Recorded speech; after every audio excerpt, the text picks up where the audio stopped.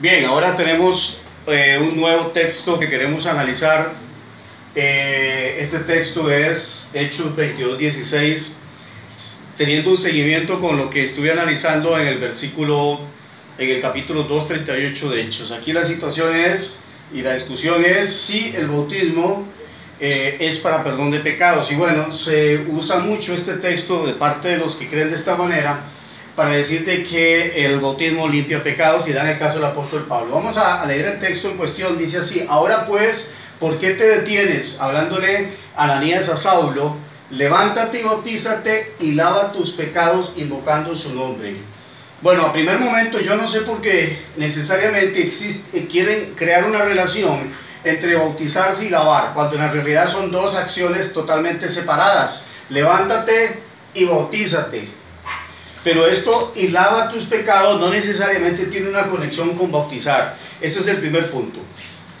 Yo quiero hacer más o menos una pequeña reseña de la situación de la conversión del apóstol Pablo, para darnos cuenta si realmente el apóstol Pablo, cuando se bautizó, fue cuando se convirtió. Y entendemos claramente cuando decimos convertirse es hacerse un cristiano.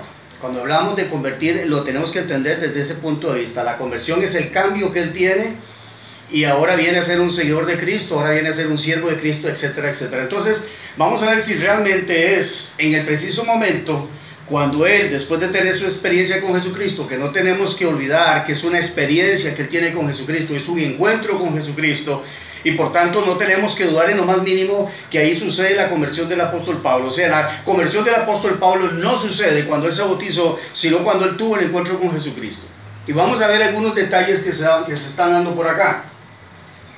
En la historia que se enseña en el capítulo 9, que Lucas nos está mostrando la situación de cómo el apóstol Pablo perseguía a la iglesia, cuando él tiene el encuentro con el Señor Jesucristo, que dice que cae a tierra y queda ciego, pero dice la palabra de que él tiene una conversación, o hay una conversación, al menos eso es lo que se logra entender cuando nos dice que hablaba. Lo vamos a ver ahora después de cómo dice la voz que hablaba conmigo, Hechos 22:9, que es el contexto que tenemos de este lado.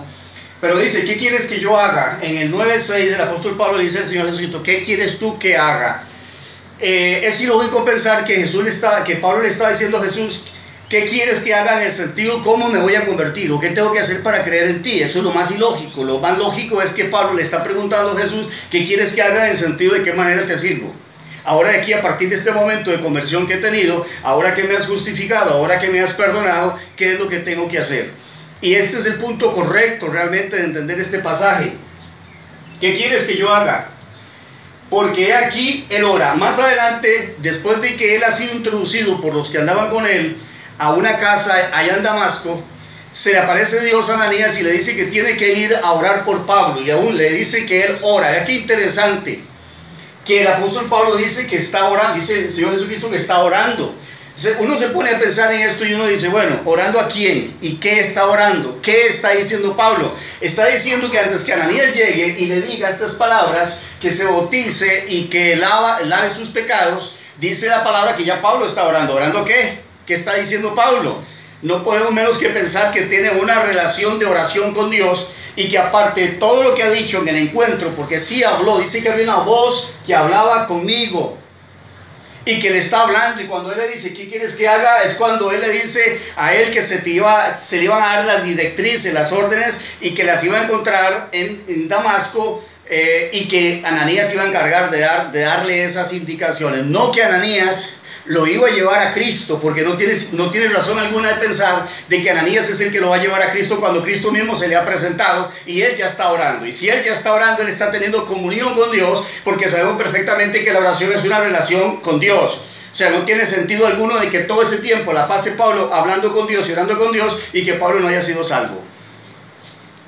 El mismo Señor Jesucristo le dice: porque instrumento escogido me es este. Eso es lo que le responde Dios a Ananías: ya es instrumento escogido. Ya a partir de ese momento del encuentro con Jesucristo, Pablo es siervo ya, oficialmente siervo y testigo de lo que ha oído, porque en ese encuentro que tiene ya Pablo ha escuchado mucha información y pues Jesús le va a decir que posteriormente va a estar recibiendo más revelaciones y que él las va a comunicar a los gentiles.